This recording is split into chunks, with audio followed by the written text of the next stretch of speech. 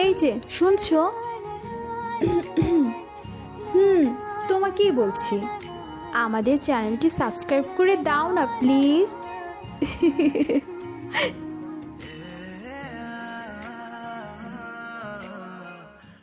প্রায় 2 ঘন্টার বেশি সময় ধরে একটা মিটিং শেষ করে মাত্র আমার কেবিনে এসে বসেছি।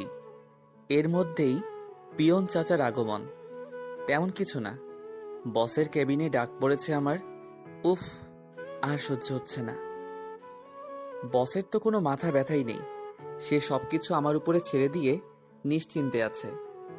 সব ঝামেলা আমার উপরে এসেই পড়ে। আমি আমার কেবিন থেকে বেরিয়ে বসের কেবিনের সামনে গেলাম। স্যার, ভিতরে আসবো? শ্রাবণ, ভেতরে এসো, তোমার জন্যই অপেক্ষা করছিলাম। আমি স্যারের কেবিনে ঢুকে একটা চেয়ারে বসে পড়লাম, কিন্তু স্যারের দিকে তাকিয়ে একটু অবাক হলাম, কারণ স্যারকে একটু চিন্তিত দেখাচ্ছে। স্যার কখনো মন খারাপ করে থাকে না, তার মুখে সব সময় আমি হাসি দেখে এসেছি। আজকে হঠাৎ এমন দেখাচ্ছে কেন? তাই আমি স্যারকে প্রশ্ন করলাম, স্যার, আপনাকে এমন চিন্তিত দেখাচ্ছে কেন? আপনার কি শরীর খারাপ নাকি? না, আমি একদম ঠিক আছি, কিন্তু শ্রাবণ, অনেক বড় একটা সমস্যা হয়ে গেছে। কি সমস্যা হয়েছে স্যার? আমাকে খুলে বলুন। শ্রাবণ, আজকে আমার এই অফিসের শেষ দিন। আমি বোধহয় আর কোনোদিন এই চেয়ারে বসতে পারবো না। স্যারের কথার কোনো মানেই আমি খুঁজে পেলাম না। কি বলতেছে স্যার এগুলা? তাই আমি আবার জিজ্ঞেস করলাম, মানে স্যার আপনি এগুলো কি বলতেছেন? আমি একদম ঠিক বলতেছি। আমার তিলে তিলে গড়া এই অফিস আজকে সকালে দেউলিয়া হয়ে গেছে আমার চোখের সামনে। আমি কিছু করতে পারি নাই। স্যারের কথাই যেন আমি আকাশ থেকে পড়লাম। স্যার কি বলতেছে এগুলো? তাই আমি আবার বলে উঠলাম, স্যার আপনি এগুলো কি বলতেছেন? স্যার কিছু না বলে আমার দিকে একটা ফাইল এগিয়ে দিল। আমি ফাইলের কাগজ দেখে অনেক অবাক হলাম। এখন আর কিছু করার নেই। স্যারের কোম্পানি একটা মেয়ে কিনে নিয়েছে। এত বড় কোম্পানি কিছু সময়ের মধ্যেই অন্যের হয়ে গেল। তবুও আমি স্যারকে বললাম, স্যার আমি একটু চেষ্টা করে দেখব, যদি কিছু করতে পারি। শ্রাবণ, তোমার কিছু করার দরকার নেই। আমিও একটু চেষ্টা করলে হয়তো কোম্পানিটাকে বাঁচাতে পারতাম, কিন্তু কিন্তু কি স্যার? আমার বয়স তো আর কম হয়নি। মাথার চুল পেকে গেছে। আর কতদিন? কিন্তু স্যার এর জন্য কি এইভাবে কোম্পানিটা হাতছাড়া করবেন? শ্রাবণ, তুমি তো জানো আমার কোনো ছেলে মেয়ে নেই। তাই শুধু শুধু এখানে পড়ে কোনো লাভ আছে? জীবনের শেষ বেলায় অন্তত একটু রেস্ট দেই নিজেকে। স্যার ঠিক বলেছেন, কিন্তু শুধু শুধু এইভাবে? বাদ দাও। আর তাছাড়া তোমার কোনো সমস্যা হবে না। কোম্পানির সাথে তো তোমার চুক্তি করাই আছে। স্যার আপনি আমাকে এতদিনে এই চিনলেন? আহা, আমি সেভাবে বলি নাই। আমি তো জানি তুমি কেমন ছেলে, তাই তো তোমার উপরে সব কিছু ছেড়ে দিয়েছিলাম। কিন্তু তুমি একা আর কতটা দেখবা? আমার নিজের কারণেই আজকে কোম্পানির এই অবস্থা। স্যার আপনি অনুমতি দিলে আমি কিছু একটা করতে পারি, প্লিজ স্যার।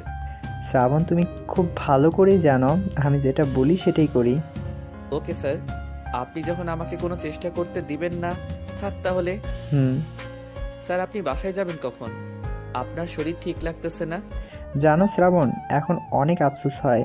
আগে একটা সময় ভাবতাম টাকা পয়সা উপার্জন জীবনের মূল উদ্দেশ্য, কিন্তু আসলে আমি ভুল ছিলাম। টাকা পয়সা দিয়ে সব কিছু পাওয়া যায় না। এই টাকার পিছে ছুটতে ছুটতে অনেক আগেই নিজের পরিবারকে হারিয়েছি। স্যার আপনার এই গল্প আমাকে না হলেও 100 বার বলেছেন, তবে আপনার গল্প শুনতে আমার ভালোই লাগে। হা হা হা, এই জন্যই তোমাকে আমি বারবার বলি। জানি না তোমার সাথে আর দেখা হবে কি না, তবে যাওয়ার আগে তোমাকে একটা উপদেশ দিয়ে যেতে চাই। স্যার এইভাবে বলবেন না। আমার জীবন থেকে আমি এই শিক্ষা পেয়েছি, জীবনে কখনো টাকার পিছনে ছুটতে নেই। তুমি ভালো কাজের পিছে ছুটো, দেখবে টাকা কেন, পৃথিবীর সব কিছুই তোমার পিছে ছুটবে। জি স্যার, চেষ্টা করব। আচ্ছা, এইবার তুমি অফিসের বাকি স্টাফদেরকে জানিয়ে দাও যে আজকে আমার এই অফিসের শেষ দিন। জি স্যার।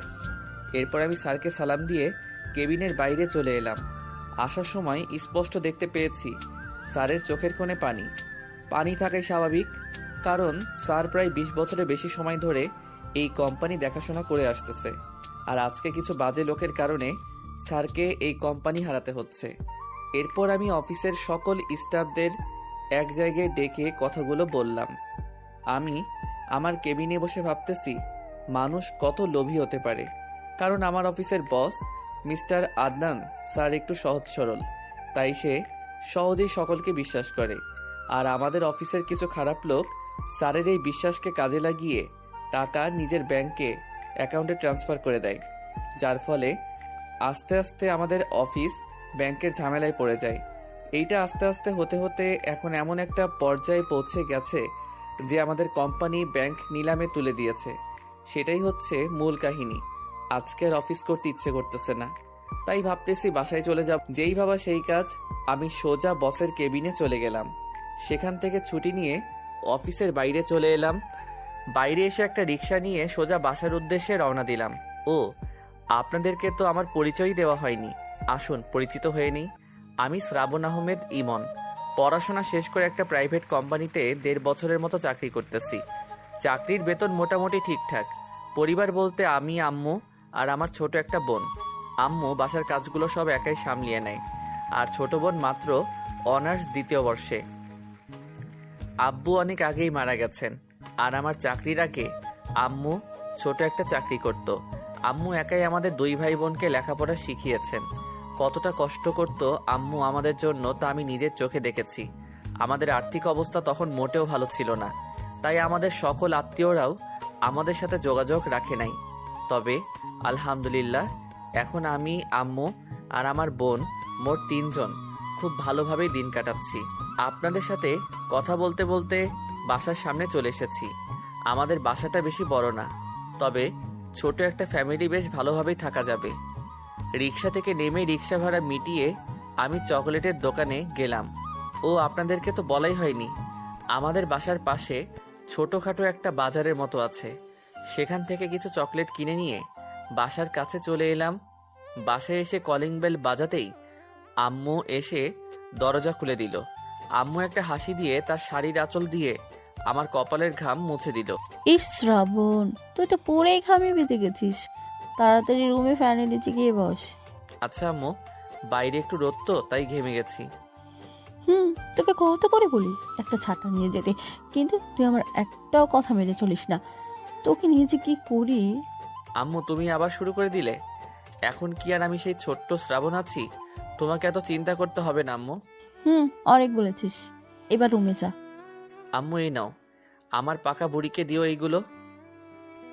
আমি আপুর চকলেট আম্মুর হাতে ধরিয়ে দিয়ে বললাম, উফ, তোর কারণে জান্নাত একদম নষ্ট হয়ে যাচ্ছে। নিজে তো নষ্ট হয়েছিস, এখন নিজের বোনের পিছে লেগেছিস। আম্মু, তুমি কেন বুঝো না? আমার একটা মাত্র বোন। আমি ওর বড় ভাই হয়ে যদি ওর পছন্দের জিনিস এসে দিতে না পারি, তাহলে কিসের বড় ভাই আমি? তোর সাথে আমি জীবনেও কথা পারবো না। যা নিজের রুমে যা, আমি খাবার রেডি করে দিচ্ছি। ওকে আমার কিউট আম্মু। এরপর আমি সোজা উপরে, মানে আমার রুমে চলে এলাম। এসেই বিছানা গা হেলিয়ে দিলাম। আহা, কি শান্তি!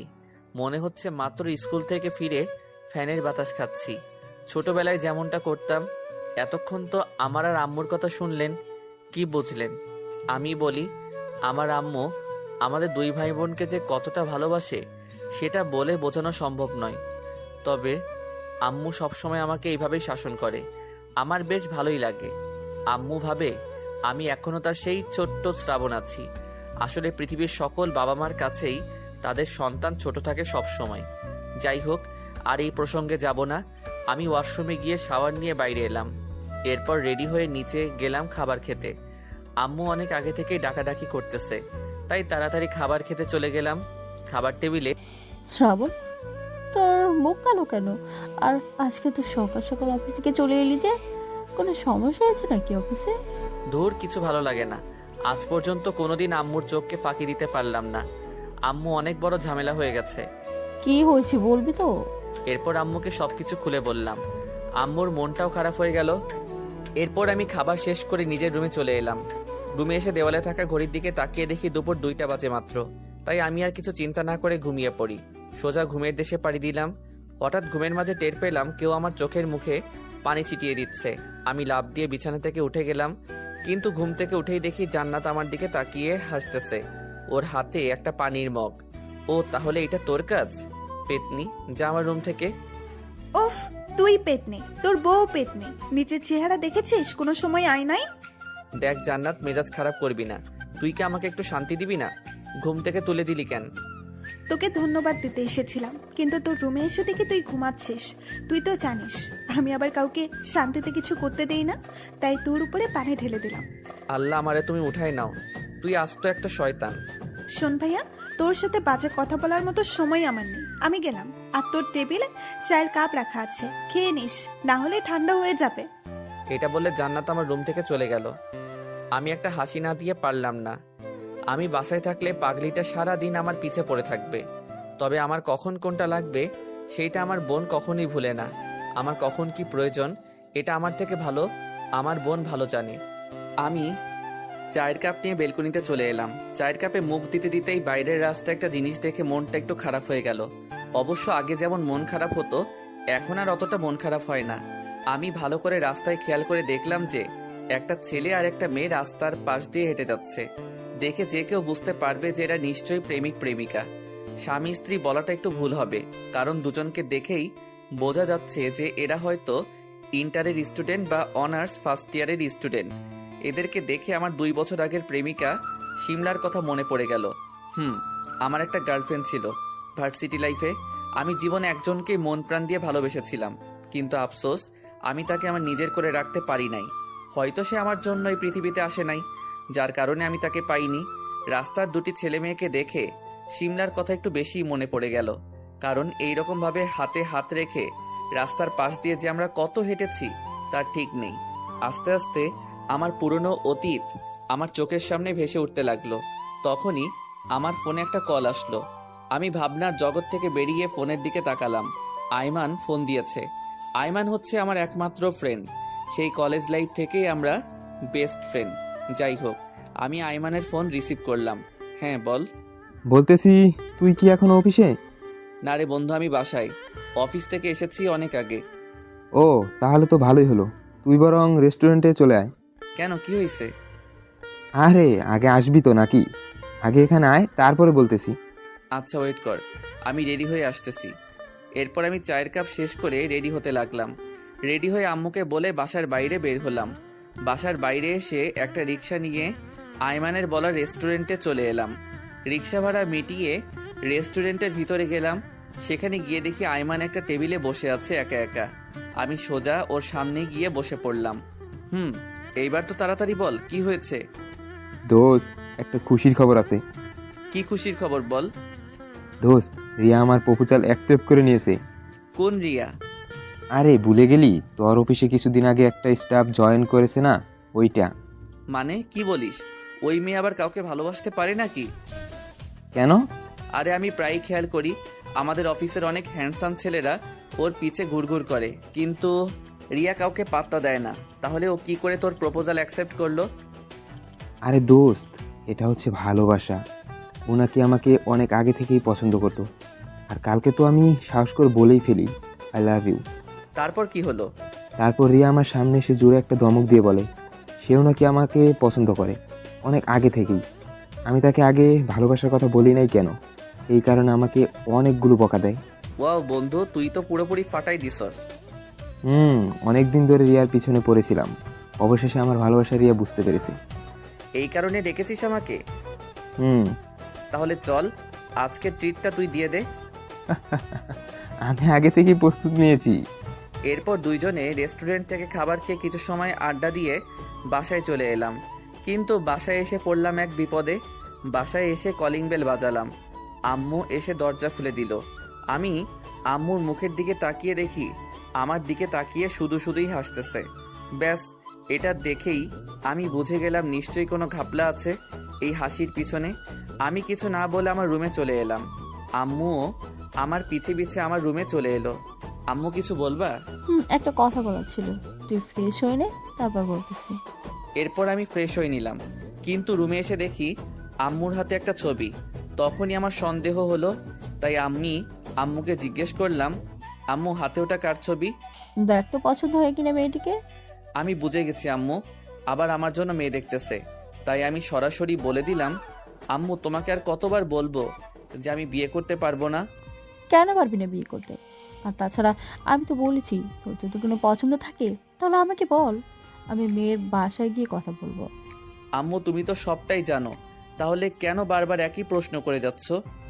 আমি কিছু শুনতে চাই না, তুই বিয়ে করবি ব্যাস, এটাই। আর এই যে মেয়ের ছবি। আম্মু, তুমি বোঝার চেষ্টা করো, আমি আর কাউকে বিয়ে করতে পারবো না। প্লিজ আম্মু। ওকে, আমি তোকে 1 মাস সময় দিলাম। এর মধ্যে হয় তুই নিজের ইচ্ছায় বিয়ে করবি কাউকে, আর তা না হলে আমি জোর করে তোর বিয়ে করিয়ে দিব, বলে দিলাম কিন্তু। আমি একটা চেয়ারে বসে ভাবতে লাগলাম, আম্মু যেভাবে বিয়ে নিয়ে উঠে পড়ে লেগেছে, তাতে আমার মনে হয় না যে আমি বেশি দিন এইভাবে থাকতে পারবো। আর আমার বিয়ে না করার একটাই কারণ, সেটা হচ্ছে শিমলা। আমি মনে প্রাণে ওকেই ভালোবেসেছিলাম। আমি যে আমার বউয়ের জায়গায় অন্য কাউকে দেখতে পারবো না, কিন্তু শিমলা হয়তো আমার ভাগ্যে নেই, তাই তো সে আজ অন্য কাউকে বিয়ে করে সুখে শান্তিতে দিন কাটাচ্ছে হয়তো। কতদিন হয়ে গেল ওকে দেখি না, আর দেখেই বা কি করব? দেখলেই তো কথা বলতে ইচ্ছে করবে। আমিও বিয়ে করে ফেলবো। যদি শিমলা আমাকে ছেড়ে সুখে থাকতে পারে, তাহলে আমি পারবো না কেন? আম্মু নিশ্চয়ই আমার খারাপ চাইবে না। এই 1 মাসের মধ্যে নিজেকে প্রস্তুত করতে হবে। হয়তো প্রথম প্রথম একটু কষ্ট হবে শিমলার জায়গায় অন্য কাউকে বসাতে, কিন্তু একদিন সব ঠিক হয়ে যাবে। একজন মানুষের জন্য কখনোই আমাদের জীবন থেমে থাকে না। এইগুলো ভাবতে ভাবতে নিজের রুমে বসেই রাত হয়ে গেল। হঠাৎ মোবাইলের রিংটনে আমার ঘোর কাটলো। মোবাইলে তাকিয়ে দেখি আসিফ ফোন দিয়েছে। আসিফ হচ্ছে আমার অফিসের কলিগ। আমরা প্রায় সমবয়সী, বন্ধু বলতে পারেন। আমি আর আসিফ এক সময়ই এই অফিসে জব নিয়েছিলাম। স্যার আমার কাজে খুশি হয়ে আমাকে প্রমোশন দিয়ে ম্যানেজার বানিয়ে দেয়। আসিফ ওর পদেই থেকে যায়। আর এই অফিসে একমাত্র এই আসিফকেই আমি বিশ্বাস করি। আর যারা আছে সবাই কম বেশি হিসাবের গরমিল ঘটায়। যাই হোক, আমি ফোন রিসিভ করলাম। আসিফ। আমি তোকে একটা মেল পাঠিয়েছি, মেলটা চেক করে দেখ তো।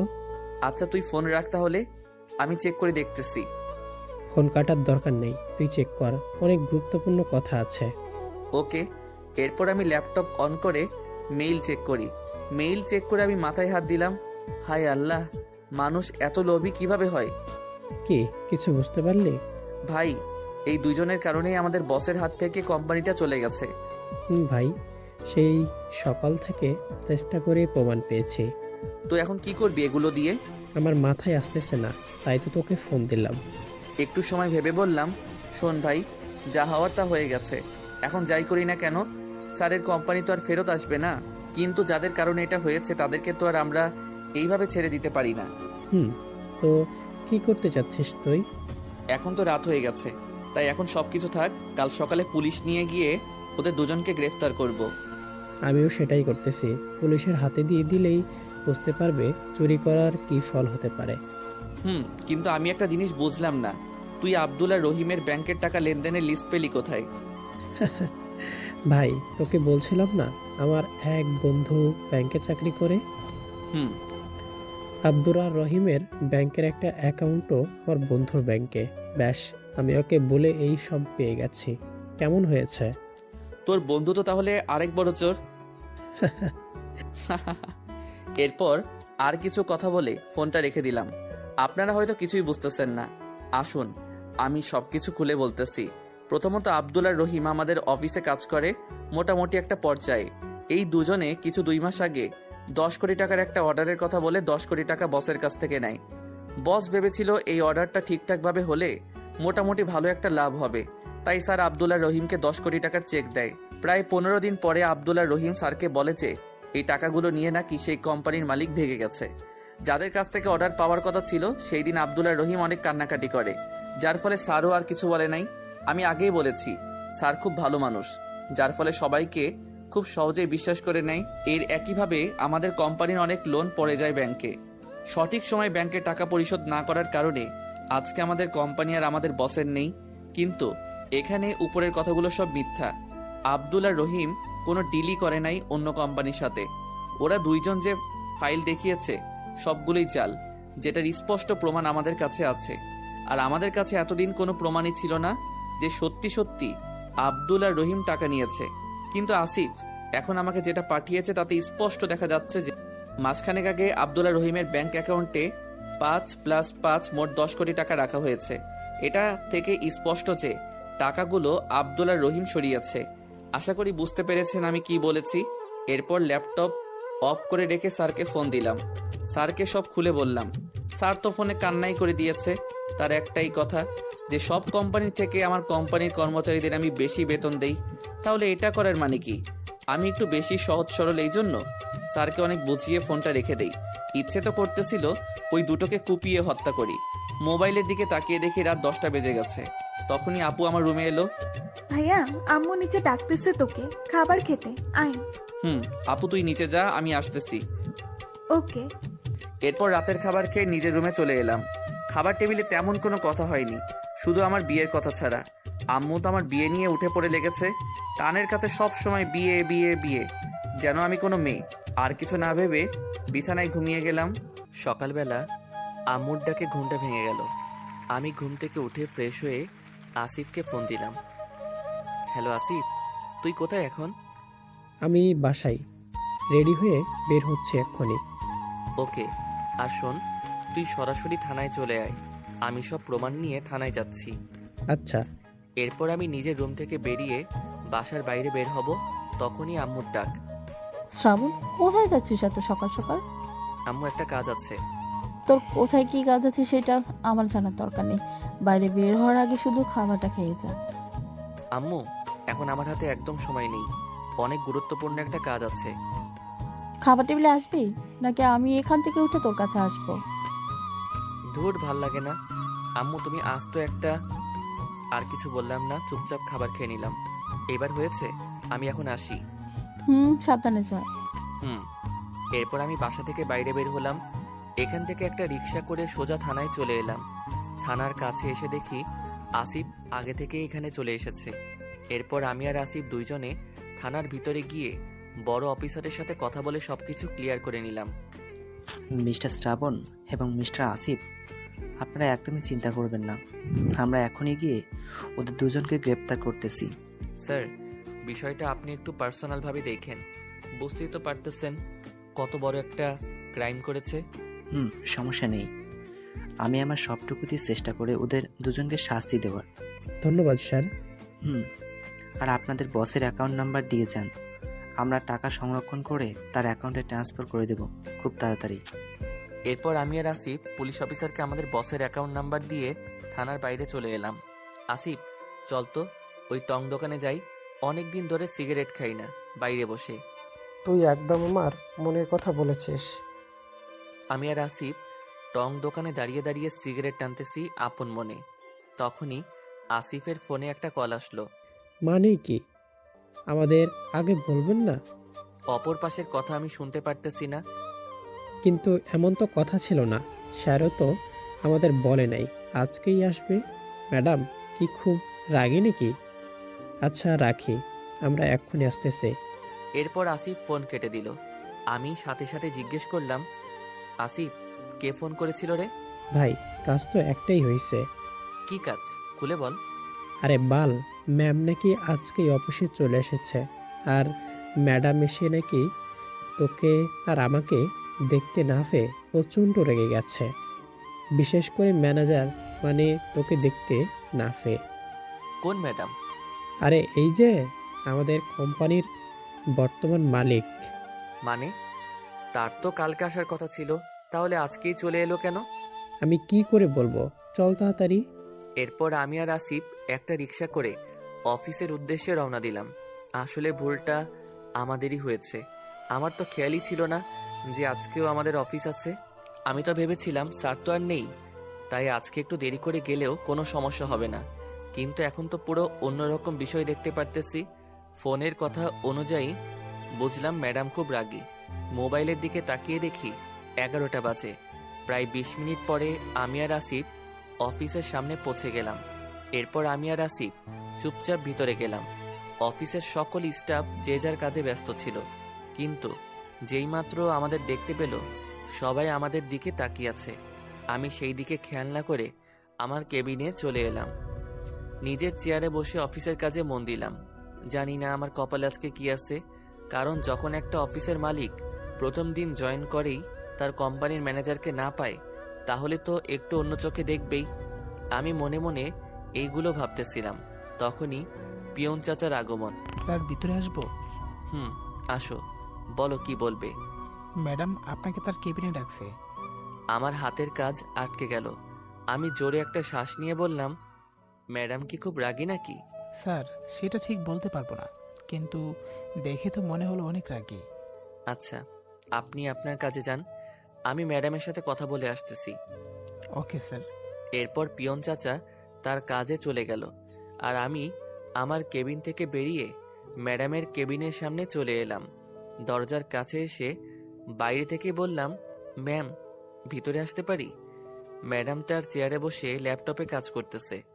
আমার কথা শুনে ল্যাপটপের দিকে তাকিয়েই বলল, আসুন।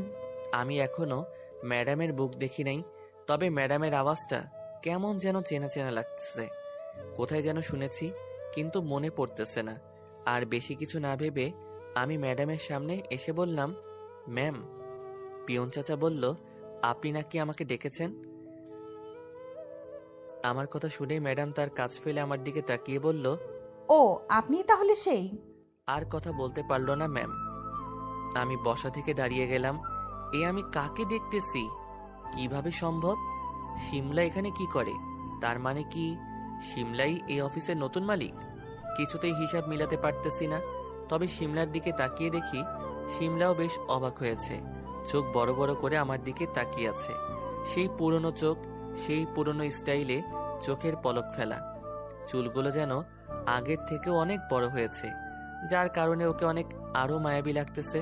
আগের থেকে যেন আরো রূপ বেড়ে গেছে শিমলার। কিন্তু শিমলার দিকে তাকিয়ে দেখি ও হয়তো আমার উপরে খুব রেগে আছে। আর রেগে থাকাটাই তো স্বাভাবিক, আমি ওর সাথে অনেক বড় অন্যায় করেছি যে। যদিও আমি ইচ্ছের বিরুদ্ধে গিয়ে সবকিছু করেছিলাম। এদিকে শিমলাও পুরো অবাক। কিছু সময় পরে শিমলা রাগীভাবে আমার উদ্দেশ্যে বলল, এ কি, আপনি কে? আর আমার অফিসে কি করেন? শিমলার কথায় আমি খুব অবাক হলাম।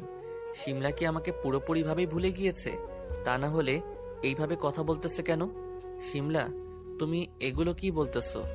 তুমি আমাকে চিনতে পারতেছো না? আমি তোমার। আর কিছু বলতে পারলাম না। আমি আর কিছু বলার আগেই আমার গালে ঠাস করে 2টা থাপ্পড় বসিয়ে দিল শিমলা। আমি থাপ্পড় খেয়ে শিমলার দিকে অসহায় দৃষ্টিতে তাকালাম। খুব কষ্ট লাগতেছে যে শিমলা আমাকে কোনোদিন মারা তো দূরের কথা, বকা পর্যন্ত দিত না, আর আজকে সেই শিমলা আমাকে না চেনার ভান করে থাপ্পড় দিল। এক্সকিউজ মি, আপনি হয়তো ভুলে যাচ্ছেন এটা আমার অফিস, আর এই অফিসের বস আমি। সো ভদ্রভাবে কথা বলুন। সরি। যতটা ব্যথা পেয়েছি মুখে, তার থেকে বেশি ব্যথা আমার মনে পেয়েছি। এরপর শিমলা আমাকে কিছু না বলে পিয়ন চাচাকে ডাকতে লাগলো। আমি শুধু তাকিয়ে শিমলার কর্মকাণ্ড দেখতেছি। কিছু সময় পরে পিয়ন চাচা এসে বলল, জি ম্যাডাম বলুন। এই ছোট লোকটাকে? এই ছোট লোক আমার অফিসে কি করে? ম্যাডামের মুখে এমন কথা শুনে পিয়ন চাচা আমার দিকে অবাক দৃষ্টিতে তাকালো। আমি লজ্জায় আর কষ্টে কারোর মুখের দিকে তাকাতে পারতেছিলাম না, তাই চুপ করে মুখে হাত দিয়ে নিচের দিকে তাকিয়েছিলাম। ম্যাডাম আপনার কোথাও ভুল হচ্ছে, স্যার ছোট লোক হতে যাবে কেন? স্যার তো এই অফিসের ম্যানেজার। পিয়নের এমন কথায় শিমলা যেন তেলে বেগুনে আরো জ্বলে উঠল। কি? কে দিয়েছে এই ছোট লোকটাকে চাকরি? এর কোনো যোগ্যতা আছে আমার অফিসে চাকরি করার? ম্যাম প্লিজ এইভাবে বলবে না, স্যার অনেক ভালো মনের মানুষ। আপনি 2 দিন দেখে তারপর না হয় এমন কথা বললেন। শিমলা পিয়নকে ধমক দিয়ে বাইরে পাঠিয়ে দিল। এরপর পিয়ন চাচা চলে যাওয়ার পরে ম্যাডাম তার চেয়ারে বসে ল্যাপটপে টাইপ করতে লাগলো। আমি মুখ বুজে তার দিকে তাকিয়ে আছি। প্রায় 10 মিনিট পরে শিমলা আমার হাতে একটা কাগজ ধরিয়ে দিয়ে বলল, এই কাগজটার সব কিছু পূরণ করে আমার কাছে জমা দিয়ে যাবেন এক্ষুনি। আমি কাগজটা হাতে নিয়ে বললাম, এটা কিসের কাগজ ম্যাম? আপনার রিজাইন লেটারের কাগজ। শিমলার কথায় আমি যেন আকাশ থেকে পড়লাম, কারণ ঢাকা শহরে অনেক কষ্ট করে আমি এই চাকরিটা জোগাড় করেছিলাম। আর এখন যদি এই চাকরিটা হারিয়ে ফেলি তাহলে আমার পরিবার নিয়ে আমাকে রাস্তায় নামতে হবে, কারণ ঢাকা শহরে টাকা ছাড়া টিকে থাকা অসম্ভব। আর সবচেয়ে বড় কথা হচ্ছে বাড়িতে আমার মা আর ছোট বোন আছে। আমি যদি এখন এই অবস্থায় বেকার হয়ে যাই তাহলে তাদের কি হবে? তাই আমি সাথে সাথেই ম্যাডামকে বললাম, ম্যাম প্লিজ আমাকে অফিস থেকে বের করে দিবেন না। এই চাকরিটা চলে গেলে আমাকে রাস্তায় নামতে হবে, অনেক বড় বিপদে পড়ে যাব। এর জন্য আমি কি করতে পারি? আর তাছাড়াও আমার অফিসে কোনো ছোট লোকের চাকরি করার যোগ্যতা নেই। শিমলার এমন কথায় অনেক বেশি অবাক হলাম। আগের শিমলার সাথে এই শিমলার কোনো মিল নেই। আগে তো শিমলা আমাকে কখনো ছোট লোক বলতো না, তাহলে এখন কেন এই কথা বলে বারবার আমাকে অপমান করতেছে? অনেক কষ্ট হচ্ছে শিমলার এমন কথায়। ম্যাম প্লিজ আমার চাকরিটা কেড়ে নেবেন না। আমার এই চাকরিটা চলে গেলে আমার মা আর বোনের কি হবে? প্লিজ ম্যাম, তাদের কথা ভেবে আমার চাকরিটা নেবেন না। মা বোন, আপনার কাছে সম্পর্কের কোনো মূল্য আছে? দেখা যাবে কয়েকদিন পর আপনি তাদেরকেও ভুলে যাবেন। দেখুন ম্যাম, আপনার যা ইচ্ছে তাই বলুন, কিন্তু প্লিজ আমার পরিবার সম্পর্কে কিছু বলবেন না। আওয়াজ নিচে। ভুলে যাবেন না, এটা আমার অফিস। এখানে আমি যেটা বলবো সেটাই হবে। Sorry ma'am. সরি? সরি না, সরি মাই ফুট। এই নিন কাগজ, আর এখানে সাইন করে দিন। ম্যাম প্লিজ, আপনি যা বলবেন আমি তাই করব, তবুও আমার চাকরিটা কেড়ে নেবেন না। এরপর শিমলা কিছু না বলে তার চেয়ার থেকে উঠে এসে সোজা আমার কলার ধরে বলল, একটা কথা কতবার বলা লাগবে আমার? যদি তোর ভেতরে এতটুকু লজ্জা বলতে কিছু থাকে, তাহলে এখনই আমার চোখের সামনে থেকে চলে যা। আমি জানি তুই যাবি না, কারণ তোর মতো ছোট লোকদের লজ্জা বলতে কিছু থাকে না। শিমলার মুখে এমন কথা শুনে আমি শিমলার থেকে দূরে সরে এলাম। না না, এই শিমলা আমার আগের শিমলা না। আর তাছাড়াও শিমলা তো আর এখন আমার নেই। শুধু শুধু মনে এগুলো ভেবে লাভ কি? ম্যাম, আপনি এতক্ষণ আমাকে যে কথাগুলো বললেন তাতে আমার কোনো অভিযোগ নেই, কিন্তু যাওয়ার আগে একটা কথা বলে যাই। পৃথিবীর সবাই কিন্তু এক না, কেউ ধনী, কেউ বা একটু গরিব। আর এই গরিব হলেই যে তার ভিতরে কোনো লজ্জা থাকবে না, এটা আপনাকে কে বলল? ভুল কিছু বললে মাফ করে দিয়েন। এই কথাগুলো বলে আমি কেবিন থেকে বের হতে যাব, তখনই ম্যাম পিছন থেকে ডাক দিল, এক্সকিউজ মি, যাওয়ার আগে রিজাইন লেটারে একটা সাইন করে যান। আমি পিছে ফিরে তাকালাম, তখনও শিমলা আমার দিকে রাগীভাবে তাকিয়ে আছে। আমি কিছু না বলে রিজাইন লেটারে সাইন করে দিলাম। এবার আপনি আসতে পারেন। আমি কিছু না বলে একটা হাসি দিয়ে বললাম, আর বলার দরকার নেই, আমি নিজে থেকে বেরিয়ে যাচ্ছি। এরপর আমি পকেট থেকে রুমালটা বের করে চোখের পানি মুছে নিলাম। আমার কলার ঠিক করে ম্যামের কেবিন থেকে বাইরে বের হলাম, কিন্তু কেবিন থেকে বাইরে বেরিয়ে দেখি অফিসের সকল স্টাফ আমার সামনে। এর মানে সবাই এতক্ষণ আমার আর ম্যামের সব কথা শুনেছে, সবাই আমার দিকে তাকিয়ে আছে। আমি কাউকে কিছু না বলে আমার কেবিনে চলে এলাম এবং আমার অফিস ব্যাগে আমার প্রয়োজনীয় কিছু জিনিস প্যাক করতে লাগলাম। তখনই আসিফ আমার কাছে এসে বলল, ভাই, ম্যাম তোর সাথে এমন আচরণ কেন করলো? তোর সাথে কথা বলার আগে আমার সাথে কথা বলে গেছে ম্যাম। কই, আমাকে তো কিছুই বললো না, শুধু বলেছে সময় মেনটেন করে কাজ করতে। আমি একটা ছোট লোক, তাই ম্যাম আমার সাথে এমনভাবে কথা বলেছে। ভাই, তুই এটা কি বলতেছিস? ম্যাম কি করে এ কথা বলতে পারে? আমার তো বিশ্বাসই হচ্ছে না। নিজের কানেই তো শুনেছিস মনে হয়, তাহলে শুধু শুধু এইভাবে জিজ্ঞেস করতেছিস কেন? ভাই, আমার মনে হচ্ছে ম্যাম তোর উপরে কোনো একটা বিষয়ে রেগে আছে, যার কারণে এমন ব্যবহার করছে। বাদ দে ভাই, আর কিছু বলার দরকার নেই। বাসায় ছোট একটা বোন, সাথে আম্মু, জানি না কি হবে ভবিষ্যতে। ভাই, তোরা না এই অফিসে এখনো 1.5 বছরের চুক্তি করা আছে, তাহলে তুই রিজাইন লেটারে সাইন করেছিস কেন? আর ওই কাগজের তো কোনো মূল্য নেই। আমি দীর্ঘ একটা শ্বাস নিয়ে আসিফের কাঁধে হাত রেখে বললাম, যেখানে মানুষকে মানুষ বলে সম্মান করা হয় না, আমি মনে করি সেখানে মাত্র কিছু টাকার জন্য চাকরি না করাই ভালো। ভাই, আমি গিয়ে ম্যাডামের সাথে একটু কথা বলে দেখি। তুই তোর মুখ দিয়ে আমার কাছে এই কথাটা বলেছিস, এতেই আমি খুশি। তোকে শুধু শুধু আমার জন্য কষ্ট করা লাগবে না। এরপর দেখা যাবে আমার কারণেই তোর চাকরিটা চলে গেল। এর চেয়ে ভালো হবে চুপচাপ সবকিছু মেনে নেওয়া। আর ভাই বন্ধু যাই বলি না কেন, তোকে সবকিছুই কম হয়ে যাবে। সুখে দুঃখে অনেক সময় তোকে আমার পাশে পেয়েছি, এটাই আমার অর্জন। ভাই, যদি কোনোদিন আমার কাছ থেকে কষ্ট পেয়ে থাকিস, তাহলে আমাকে তোর ভাই হিসেবে মাফ করে দিস। আসিফ কিছু না বলে শক্ত করে আমাকে জড়িয়ে ধরে বলল, ম্যাম অনেক বড় একটা ভুল করলো, বিশ্বাস কর। ম্যাম খুব তাড়াতাড়ি তার ভুল বুঝতে পেরে তোকে আবার জয়েন করতে বলবে। আমি জানি সেটা কোনোদিন সম্ভব নয়, কারণ ম্যাম যেটা একবার বলে দেয় সেটাই করে। তুই এত কিছু জানলি কিভাবে? সে অনেক কথা, আবার দেখা হলে কোনো একদিন বলবো। এরপর আমি আসিফকে ছেড়ে আমার ব্যাগ হাতে নিয়ে বেরিয়ে যেতে লাগলাম। অফিসের মেইন গেট দিয়ে বের হতে যাব তখনই আমার সামনে একসাথে রাসেল, নাইম, রনি, রোজ, জেসি এলো। কিছু বলবা তোমরা? ভাই আপনি অফিস থেকে চলে যাচ্ছেন কেন? আর ম্যাম আপনার সাথে এমন আচরণ করলো কেন? ম্যাম তো আমাদের সাথে এসে ভালোভাবেই কথা বলে, তাহলে আপনার সাথে এমন করলো কেন? সে অনেক কথা, অন্য কোনো একদিন বলবো। আর তোমরা এখানে না থেকে যে যার কাজে যাও, ম্যাম রেগে যাবে কিন্তু। ভাই আমরা এই অফিসে জয়েন করার পর থেকে দেখে আসতেছি আপনি দিনরাত এক করে এই কোম্পানির পেছনে কাজ করে গেছেন, আর এখন আপনি কি না চলে যাচ্ছেন? সবই আমার পোড়া কপাল। যাই, তোমরা কাজ করো। এরপর আমি এক প্রকার জোর করে ওদের কাছ থেকে চলে এলাম, কারণ আমি জানি ওদের সাথে কথা বলতে দেখলে ম্যাম অনেক রাগারাগি করবে। তাই আমি আর কথা না বাড়িয়ে চলে এলাম অফিসের বাইরে। মোবাইলের দিকে তাকিয়ে দেখি দুপুর 12টা বাজে। এই সময় যদি সরাসরি বাসায় যাই তাহলে আম্মু নিশ্চিত বুঝে যাবে আমার কিছু একটা হয়েছে। তাই আমি একটা রিক্সা নিয়ে নদীর পাড়ে চলে এলাম। আমার মন খারাপ থাকলে আমি বেশিরভাগ সময়ই এখানে এসে থাকি। দুপুরের এই সময়টাতে এখানে লোকজন খুবই কম থাকে, তবে চারিপাশে কিছু গাছপালার জন্য তেমন রোদ নেই। আমি পাশের দোকান থেকে একটা প্যাকেট সিগারেট কিনে নিয়ে একটা বেঞ্চে গিয়ে বসলাম। আজ প্রায় 2 বছর পরে সিগারেট খেতে চলেছি। আসলে আমি তেমন একটা সিগারেট খাই না। আজ থেকে প্রায় 2 বছর আগে শিমলা যখন আমাকে ছেড়ে চলে গিয়েছিল, সেদিন রাতে খুব কান্না করেছিলাম। বুকের ভিতরে কেমন যেন চিনচিন ব্যথার অনুভব করেছিলাম।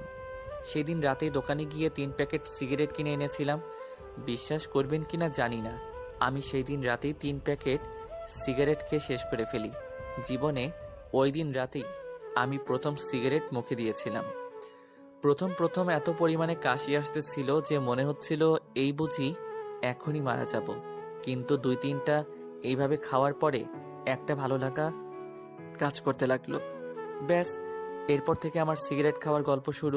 তবে আস্তে আস্তে সিগারেট খাওয়া একদম কমিয়ে দেই, মানে পুরোপুরি বন্ধ করে দেই। এই সব কিছুর পিছনে হাত ছিল আমার একমাত্র বোন জান্নাতের। ওর কারণে আমি আস্তে আস্তে সিমলার ব্যাপারটা কাটিয়ে উঠেছিলাম। জানি না ওই সময়গুলোতে আমার পিচ্চি বোনটা আমার পাশে না থাকলে আমার কি হাল হতো। এইগুলো ভাবতে ভাবতেই একটা সিগারেট শেষ করে ফেললাম। এরপর আরেকটি ধরিয়ে ভাবতে লাগলাম, সব কিছুই তো ঠিকঠাক চলতেছিল। আমি, আমার বোন আর আম্মু, খুব ছোট সুন্দর একটা সুখী পরিবার। কিন্তু হঠাৎ একটা দমকা হাওয়া এসে আমার জীবনটা আবার উল্টাপাল্টা করে দিল। এই সব কিছুর জন্য দায়ী শুধুমাত্র আমি নিজে। আপনারা এতক্ষণ হয়তো বুঝে গেছেন, শিমলা আমার এক্স গার্লফ্রেন্ড। প্রায় 2 বছর আগে আমাদের ব্রেকআপ হয়ে যায়। ব্রেকআপ বললে ভুল হবে, কোনো কিছু না বলেই শিমলা অন্য কারোর সাথে ঘর বাঁধে আর আমি দেবদাস হয়ে যাই। আর এর পিছনে অনেক বড় ঘটনা আছে, যার বেশিরভাগ দোষী আমার, এটা আমি স্বীকার করি। গল্পের সাথে থাকুন, সবকিছু আস্তে আস্তে জেনে যাবেন। আমি আর আমার অতীত চিন্তা না করে বেঞ্চ থেকে উঠে দাঁড়ালাম, কারণ আমি যদি এখন এইভাবে মন খারাপ করে বসে থাকি তাহলে আমার জন্য সেটা খুব একটা ভালো হবে না। কারণ আমার দিকে আমার আম্মু বোন চেয়ে আছে, আমি কিছু না করতে পারলে তাদের কি হবে। তাই আমি আর বসে না থেকে মোবাইল বের করে আইমানকে ফোন দিলাম। কিছু সময় রিং হওয়ার পরে কলটা রিসিভ করলো। কি রে বন্ধু, কি মনে করে হঠাৎ এই সময়ে ফোন দিলি? দোস্ত, তুই কোথায় এখন? কোথায় আবার, আমি তো আমার অফিসে আছি, কাজ নেই তো, তাই গেমস খেলতেছি। দোস্ত, আমি না একটা সমস্যায় পড়ে গেছি। কি হয়েছে খুলে বল। ফোনে এত কথা বলা যাবে না, তুই একটু কষ্ট করে নদীর পাড়ে চলে আয়, অনেক কথা বলার আছে। আচ্ছা তুই বসে থাক, আমি আসতেছি। এরপর আমি ফোনটা রেখে দিয়ে আবার বেঞ্চে বসে পড়লাম। প্রায় 15 মিনিট পরে আইমান আমার কাছে এলো। কিরে কি হয়েছে, আর তোকে এমন দেখাচ্ছে কেন? আবার বেঞ্চে বসে পড়লাম। মানে? এরপর আইমানকে সবকিছু খুলে বললাম। ভাই আমি একটা জিনিস বুঝলাম না, ম্যাডাম কেন তোর সাথে এমন আচরণ করলো? তোকে একবার বলেছিলাম না যে শিমলা নামে আমার একটা গার্লফ্রেন্ড ছিল, যার সাথে 2 বছর আগে ব্রেকআপ হয়ে গেছে। সেটা তো বলেছিলি, কিন্তু ওইটার সাথে তোর চাকরি হারানোর সম্পর্ক কি? ভাই, শিমলাই হচ্ছে আমাদের অফিসের নতুন বস। ওয়েট, এইটা তুই কি বললি? মানে হচ্ছে তোর এক্স গার্লফ্রেন্ড তোরই অফিসের বস? হুম। ভাই তাহলে আর কি করার, ওই অফিসে চাকরি করার চিন্তা মন থেকে মুছে ফেলে দাও। ভাই, এখন আমি কি করব? আম্মুকে চাকরি হারানোর কথা বললে নিশ্চয়ই আম্মু অসুস্থ হয়ে যাবে। আমি এখন কি করব? আইমান আমার কাঁধে হাত রেখে বলল, ভাই চিন্তা করিস না, আমি আছি তো, যে কোনো ভাবেই তোকে একটা চাকরির ব্যবস্থা করে দিব। এই ঢাকা শহরে টাকা ছাড়া চাকরি পাওয়া কি এত সহজ? আরে বললাম তো, চিন্তা করিস না। আমার অফিসের বস অনেক ভালো, আমি কথা বলে দেখি কিছু করতে পারি কিনা। আচ্ছা। চল রেস্টুরেন্টে গিয়ে কিছু খেয়ে আসি, দুপুরে তো মনে হয় কিছু মুখে দিস নাই। আমার ক্ষুধা নাই রে। আয়মান আমাকে জোর করে একটা রেস্টুরেন্টের ভিতরে নিয়ে গেল। এরপরে সেখানে বসে দুইজনে খেয়ে নিলাম। দোস্ত, ম্যানেজার ফোন দিছে, আমাকে এখনই অফিসে দিতে হবে, তুই কিছু মনে করিস না? আরে না, তুই যা তো তোর অফিসে, আমি বরং বাসার দিকে যাই। আচ্ছা। এরপর আয়মান একটা রিক্সা নিয়ে ওর অফিসের দিকে চলে গেল। আমি মোবাইলের দিকে তাকিয়ে দেখি 2টা বেজে গেছে। এখন বাসায় যাওয়া যায়, সমস্যা নেই। এরপর আমি রাস্তা দিয়ে হেঁটে বাসায় চলে এলাম। বাসার কাছে এসে আপুর জন্য কিছু চকোলেট কিনে নিলাম, কারণ আমার আপু যে এগুলো খুব পছন্দ করে, আর আমি চাই সবসময় আমার আপু হাসি খুশি থাক। আপাতত আমার কাছে জমানো যত টাকা আছে তা দিয়ে 2-3 মাস ভালোভাবেই চলে যাবে, কিন্তু পরে কি হবে এটা ভেবেই অনেক চিন্তা হচ্ছে। যে করেই হোক আমাকে খুব তাড়াতাড়ি একটা চাকরি জোগাড় করতে হবে। এগুলো ভাবতে ভাবতে দরজার কলিং বেলটা বাজালাম। আম্মু এসে দরজা খুলে দিল। আমি আম্মুর হাতে আপুর চকলেট দিয়ে সোজা আমার রুমে চলে এলাম। রুমে এসে ফ্রেশ হতে ওয়াশরুমে চলে গেলাম। ওয়াশরুমে এসে আয়নার দিকে তাকিয়ে ভালো করে নিজেকে দেখতে লাগলাম, আর নিজেই নিজেকে প্রশ্ন করলাম, কেন করলি এমন? সেই দিন যদি তুই ফোনটা বন্ধ করে না রাখতিস তাহলে আজকে সিমলা তোর পাশে থাকতো। নিজের ভালোবাসাকে তুই নিজের করে রাখতে পারতিস। খুব জেদ তোর, তাই না? তাহলে এইবার একটা চাকরি খুঁজে পেয়ে দেখ কেমন লাগে। এরপর চোখে মুখে পানি দিয়ে ওয়াশরুমের বাইরে বের হলাম, কিন্তু বাইরে বেরিয়ে দেখি আম্মু আমার রুমে বসে আছে। আমাকে দেখে আম্মু আমার কাছে চলে এলো আর তার শাড়ির আঁচল দিয়ে আমার মুখটা মুছে দিয়ে বলল, শ্রাবণ, তোর খুব কষ্ট হয় তাই না? আম্মু কষ্ট হবে কেন? আমি জানি তোর খুব কষ্ট হয়। তোর আব্বু বেঁচে থাকলে কি তোকে আর এত কষ্ট করতে হতো? আমি জানি বাবা, তোর খুব কষ্ট হয়, কিন্তু কি করবি বল? ধুর আম্মু, তুমি এগুলো বাদ দাও তো, আমার ভালো লাগতেছে না এসব শুনতে। আচ্ছা, আমি আর কোনো কথা বলবো না এই বিষয়ে। ঠিক আছে। আচ্ছা, নিচে খাবার টেবিলে চল। সেই কখন সকালবেলা খেয়ে গেছিস? আম্মু আমি আর কিছু বললাম না, কারণ আমি জানি আম্মু সে দুপুর থেকে আমার জন্য না খেয়ে বসে আছে। আমি এখন না খেলে আম্মু যে খাবে না এটা আমি খুব ভালো করে জানি। কি হলো, থেমে গেলি কেন? ও কিছু না, তুমি চলো আমরা দুজনে দুপুরের খাবার খেয়ে নিই। চল।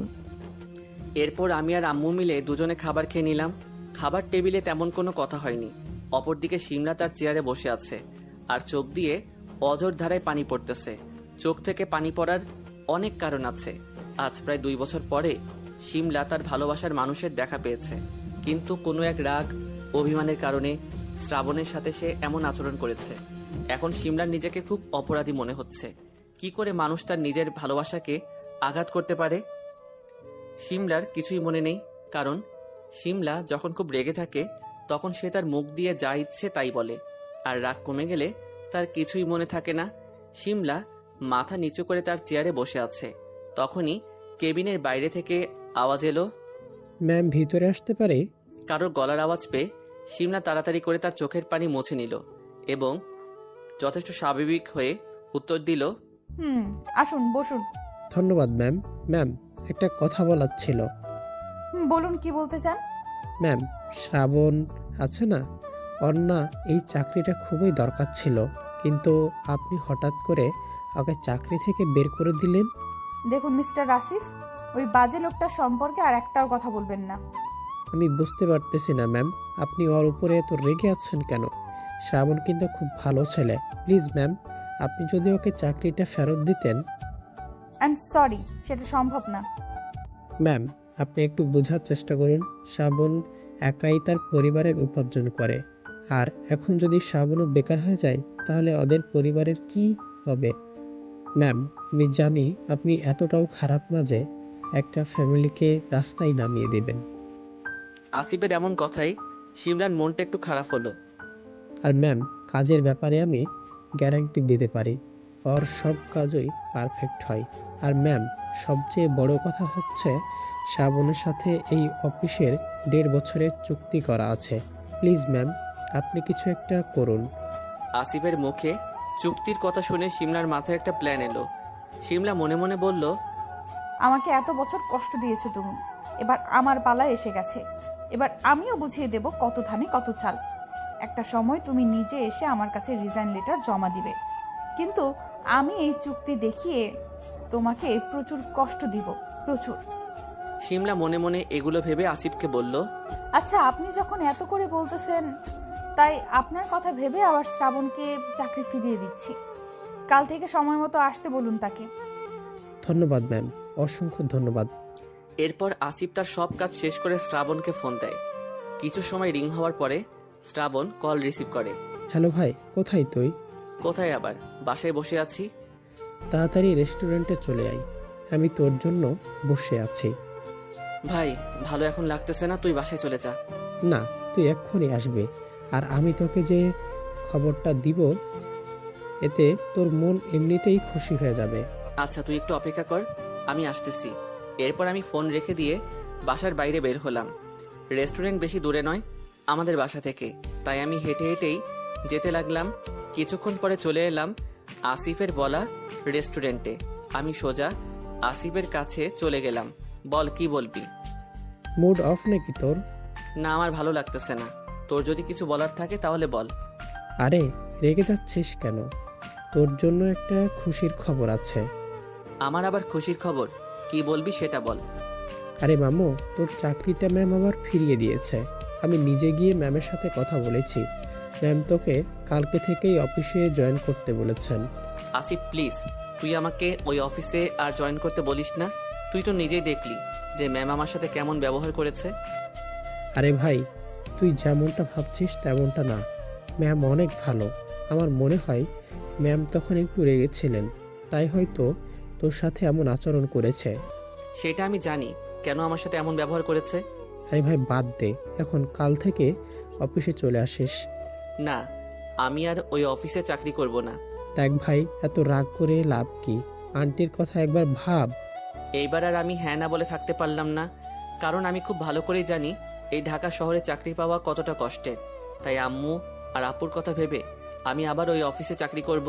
কিন্তু কষ্ট লাগতেছে এটা ভেবে যে শিমলা সবসময় আমার চোখের সামনে থাকবে, অথচ আমি কোন অধিকার খাটাতে পারবো না ওর সাথে। সেই অধিকার যে এখন আর আমার নেই। কি হলো, চুপ করে আছিস কেন? আচ্ছা ঠিক আছে, কাল থেকে যাব। ভাই একটু সময় মতো আসিস, এমনিতেই প্রথম দিনের কারণে ম্যাম একটু রেগে আছে তোর ওপরে। সমস্যা নেই, তুই বাসায় যা, আমি সময় মতো চলে যাব। ওকে। এরপর আসিফ রেস্টুরেন্ট থেকে বের হয়ে বাসায় চলে গেল। আমিও ওর সাথে সাথে রেস্টুরেন্টে থেকে বের হয়ে নদীর পাড়ে চলে এলাম। চারিদিকে ঠান্ডা বাতাস, এই বাতাসটা আমার খুব প্রিয়। এরপর আমি একটা ফাঁকা জায়গায় বসে বসে নদীর পানির ঢেউ দেখতে লাগলাম আর মনে মনে ভাবতে লাগলাম, দেখতে দেখতে 2টা বছর কেটে গেল। এর মাঝে আমি কখনো শিমলার খোঁজ নিয়ে দেখি নাই, কারণ আমি জানি খোঁজ নিয়ে কোনো লাভ হবে না। শিমলা হয়তো আমার উপরে খুব রেগে আছে এখনো। রেগে থাকাটাই স্বাভাবিক, কিন্তু আমার খারাপ লাগে এটা ভেবে যে শিমলা কি করে অন্য কাউকে বিয়ে করতে পারলো। যদি সত্যি ও আমাকে মন থেকে ভালোবাসতো তাহলে ও আমাকে রেখে অন্য কাউকে বিয়ে কিভাবে করলো। শুধু আমি পারলাম না ওকে ভুলে গিয়ে অন্য কাউকে আপন করে নিতে। আসলে আজকাল ভালোবাসাটা খুবই সস্তা হয়ে গিয়েছে। এতদিনে হয়তো শিমলা বাচ্চা কাচ্চার মা হয়ে গিয়েছে, কিন্তু আমি আর শিমলা যে সেই প্রথম থেকে আমাদের বাচ্চার নাম ঠিক করে রেখেছিলাম। ব্যাপারটা খুবই অদ্ভুত, তাই না? যাই হোক, কারো জন্য জীবন থেমে থাকে না, তাই আমিও আবার নতুন করে সব কিছু শুরু করব। আম্মুর পছন্দের মেয়ের সাথে বিয়ে করে নিব, আর নিজেকে কষ্ট দিব না। কিন্তু আমি একটা বিষয় বুঝলাম না, শিমলা আবার আমাকে চাকরিটা ফিরিয়ে দিল কেন? হয়তো আমার জন্য একটু দয়া হয়েছে, তাই আমার চাকরিটা ফিরিয়ে দিয়েছে। এগুলো ভাবতেছিলাম, তখনই আমার নাম ধরে কেউ ডাক দিল। আমি পাশে তাকিয়ে দেখি রাফি। আমি ওকে দেখে বসা থেকে দাঁড়িয়ে গেলাম। আজকে এতদিন পরে ওর সাথে দেখা হবে আমি ভাবতেও পারি নাই। রাফি কিছু না বলেই আমাকে এসে জড়িয়ে ধরলো, আমিও ওকে জড়িয়ে ধরলাম। কিছুক্ষণ পরে রাফি শ্রাবণ, তুই এখানে? তুই জানিস আমরা কত জায়গায় তোকে খুঁজেছি, খুলনার কোনো জায়গা বাদ দিইনি, কিন্তু তোকে কোথাও খুঁজে পাইনি। তুই কোথায় হারিয়ে গিয়েছিলি? চল এক বেঞ্চে গিয়ে বসে কথা বলি। আচ্ছা চল। এরপর আমি আর রাফি একটা বেঞ্চে গিয়ে বসলাম। রাফি হচ্ছে আমার ছোটবেলার ফ্রেন্ড। আগেই বলে রাখি, 2 বছর আগে আমি আর আমার পরিবার খুলনা শহরে থাকতাম। পরে চাকরির কারণে একেবারে ঢাকা চলে আসি, আর কোনোদিন খুলনা যাওয়া লাগে নাই আমার। এবার বল, তুই কাউকে কিছু না বলে ঢাকায় চলে এলি কেন? তুই তো জানিস আমার রাগ বাজেট একটু বেশি। সিমলার উপরে রাগ করে ঢাকায় চলে এসেছিস? হুম। কিন্তু কেন? তুই জানিস সিমলা এখনো তোকে পাগলের মতো খুঁজে বেড়াচ্ছে। আমি রাফির এমন কথায় না হেসে পারলাম না, কারণ যে আমাকে পাগলের মতো খুঁজে চলেছে সে কি আবার আমাকে তার অফিস থেকে ঘাট ধাক্কা দিয়ে বের করে দেয় আর অপমান করে? এ কি রাফি, তুই হাসতেছিস কেন? সিমলা যদি আমাকে এখনো খুঁজে বেড়ায় তাহলে ওর অফিস থেকে নিশ্চয়ই আমাকে বের করে দিত না। মানে তুই সিমলার অফিসে চাকরি করিস? কিছুই তো বুঝতে পারছি না, একটু খুলে বলতো। এরপর আমি রাফিকে সবটা খুলে বললাম। কি বুঝলি এইবার বল। তুই তো আমার থেকে বেশি ভালো জানিস সিমলা যখন রেগে থাকে তখনও কি বলে নিজেই জানে না। প্লিজ ওর কথা কিছু মনে করিস না। বাদ দে এইসব, এখন এইসব বলে কোনো লাভ আছে? লাভ নেই মানে? তুই তো ইচ্ছে করলে এখন সিমলাকে আপন করে নিতে পারিস। বিশেষ কর সিমলা এখন তোকে পাগল মতো ভালোবাসে। রাফির এমন কথায় আমি অনেক অবাক হলাম। রাফি এগুলো কি বলতেছে? আমি একটা বিবাহিত মহিলার সাথে সম্পর্কে যাব? তাই আমি রাফিকে বললাম, ভাই তুই কি বলতেছিস? তোর মাথা ঠিক আছে তো নাকি? সিমলার তো বিয়ে হয়ে গেছে। এরপর রাফি যেটা বলল সেটা শুনে তো আমি অবাকের চরম পর্যায়ে পৌঁছে যাই। এখন তো নিজেকে আরো বেশি অপরাধী মনে হচ্ছে। শ্রাবণ, তোর মাথা ঠিক আছে তো? তুই এসব কি বলতেছিস? সিমলার বিয়ে হয়ে গেছে মানে কি? তাহলে ওই দিন যে ওর মামা বলল ওর বিয়ে হয়ে গেছে? তুই কি বলতেছিস আমি কিছুই বুঝতেছি না, একটু খুলে বলবি প্লিজ? তুই তো আমাদের রিলেশনের কিছু জানিস না, তাহলে তোকে আমার অতীত জানতে হবে। আচ্ছা ঠিক আছে বল। এরপর আমি বলতে শুরু করলাম অতীত। আপনাদের সুবিধার্থে সবকিছু খুলে বলতেছি। আমি তখন মাত্র অনার্স ভর্তি হয়েছিলাম আমাদের খুলনা ভার্সিটিতে। আমার ফ্রেন্ড বলতে রাফি একাই ছিল। আমরা দুজনে স্কুল থেকে কলেজ পর্যন্ত একসাথেই স্কুল কলেজে পড়েছি। তবে রাফির আব্বু আম্মু ঠিক করে তারা তাদের ছেলেকে খুলনার বাইরে রেখে পড়াশোনা করাবে। এরপর রাফি রাজশাহী চলে যায়। এরপর থেকে আমি একা হয়ে যাই। রোজ ভার্সিটি যাই আসি, কিন্তু তেমন কোনো ফ্রেন্ডই বানাতে পারি নাই। আসলে আমাদের আর্থিক অবস্থা তেমন একটা ভালো ছিল না, সেহেতু আমি সাধারণভাবে ভার্সিটিতে যেতাম, যার কারণে ক্লাসের কেউ আমাকে পাত্তা দিত না। তবে আমি আবার পই পই করে হিসাব রাখতাম না। এইভাবে দেখতে দেখতে একটা মাস পার হয়ে গেল, কিন্তু আমি রাফির মতো কোনো বন্ধুই খুঁজে পেলাম না।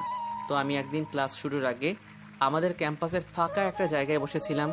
তখনই হঠাৎ করে কোথা থেকে একটা মেয়ে আমার সামনে চলে এলো। আমি একবার তাকিয়ে দেখে নিলাম, দেখতে মাশাআল্লাহ। তবে আমি যে মধ্যবিত্ত, তাই এর থেকে বেশি কিছু আমি আর ভেবে দেখি নাই। তবে মেয়েটাকে আগে কখনো ক্যাম্পাসে দেখি নাই। মেয়েটি এইবার আমার দিকে তাকিয়ে বলল, এক্সকিউজ মি ভাইয়া। এইবার আমি মেয়েটার কথায় তার দিকে ফিরে তাকিয়ে উত্তর দিলাম, জি বলুন। ভাইয়া, আমি না এই ভার্সিটিতে কালকে ভর্তি হয়েছি। আমি এখানে কাউকে চিনি না। আমি আমার ক্লাসটা কিছুতেই খুঁজে পাচ্ছি না। প্লিজ আপনি একটু আমাকে হেল্প করবেন। আপনি কি ফার্স্ট ইয়ারের? ভাইয়া আপনি? আমিও ফার্স্ট ইয়ারে। ও, তাহলে তো আমার জন্য আরো ভালো হলো। কিছু বললেন? না মানে বলছি যে আমরা যেহেতু একই বর্ষে, তাই ভাইয়া বলার আর দরকার নেই। না সমস্যা নেই, আপনি চাইলে ভাইয়া ডাকতে পারেন। এইবার মেয়েটি আমার দিকে তাকিয়ে বিড়বিড় করে কি যেন বলল, আমি শুনতে পাইনি। এখন আর ভাইয়া বলার দরকার নেই। তোমার নাম কি তাই বলো এবার। মেয়েটির এমন কথায় আমি একটু অবাক হলাম। আপনি থেকে একেবারেই তুমি বলতেই পারে, এক ক্লাসে পড়ি তো। আমি ভালোভাবে বললাম, জি শ্রাবণ আহমেদ ইমন। আমি শিমলা। আমিও একটা হাসি দিয়ে হাত বাড়িয়ে দিলাম। এরপর সোজা ক্লাসে চলে যাই। কিন্তু অবাক করা বিষয় হচ্ছে, শিমলা আমার সাথে সাথে আমার পাশে বসে পড়ল। আমার পাশে তেমন একটা কেউ বসে না, তাই একটু অবাক হলাম। এইভাবে খুবই কম সময়ের মধ্যে আমার আর শিমলার ফ্রেন্ডশিপ শুরু হয়। শিমলার কাছ থেকে জানতে পেরেছিলাম ওর আসল বাড়ি নাকি ঢাকাতে। ওর আব্বু আম্মু ঢাকাতেই থাকে। শিমলার ইচ্ছে ওর মামা বাড়িতে থেকে অনার্স শেষ করবে, আর শিমলার মামার বাড়ি হচ্ছে খুলনা, মানে আমার শহরে। এইভাবে দেখতে দেখতে 2 বছর পার হয়ে যায়। এই 2 বছরে শিমলা আর আমার বন্ধুত্ব এতটাই বেড়ে গেছে যে আমরা একে অপরকে ছাড়া 1 মিনিটও কল্পনা করতে পারি না। এক পর্যায়ে শিমলা নিজেই আমাকে প্রপোজ করে। আমি ওর প্রতি এতটাই দুর্বল ছিলাম যে সাথে সাথেই হ্যাঁ বলে দিয়েছিলাম। তখন আর আমার মাথায় ছিল না যে কোথায় আমি আর কোথায় শিমলা, আমার ঠিক জানা নেই। তবে শিমলার কাছে একবার শুনেছিলাম শিমলার আব্বু নাকি একটা প্রাইভেট কোম্পানির মালিক। এই বিষয়ে আমার কোনো মাথা ব্যথা ছিল না। এইভাবে কেটে যায় 2টা বছর। দিনটা ছিল 12ই আগস্ট, আমার জন্মদিন ছিল সেই দিন। তো প্রতিবারের ন্যায় এই বছরও আমরা দুইজন রাতে একসাথে রাস্তা দিয়ে হাঁটতেছিলাম। এবং নিজেদের সুখ দুঃখের কথা বলতেছিলাম। আমার বা সিমলার বার্থডে আসলেই আমরা সেই দিন রাতে একসাথে সময় কাটাই। তখনই কথায় কথায় আমি জিজ্ঞেস করি, আচ্ছা সিমলা, তুমি আমার মতো একটা ছেলেকে ভালোবাসলে কেন? তোমার ভেতরে অনেক গুণ আছে যেগুলো আমি যতবার দেখি ততবারই মুগ্ধ হই। আর তোমাকে তো আমি কলেজ লাইফে বসে ভালোবেসে ফেলি মনে মনে। মানে তখন তো তোমার আর আমার পরিচয় হয়নি, তাহলে ভালোবাসলে কি হবে? আচ্ছা শোনো তাহলে। এরপর সিমলা বলতে শুরু করলো, আমি তখন সবেমাত্র ইন্টার দ্বিতীয় বর্ষের স্টুডেন্ট।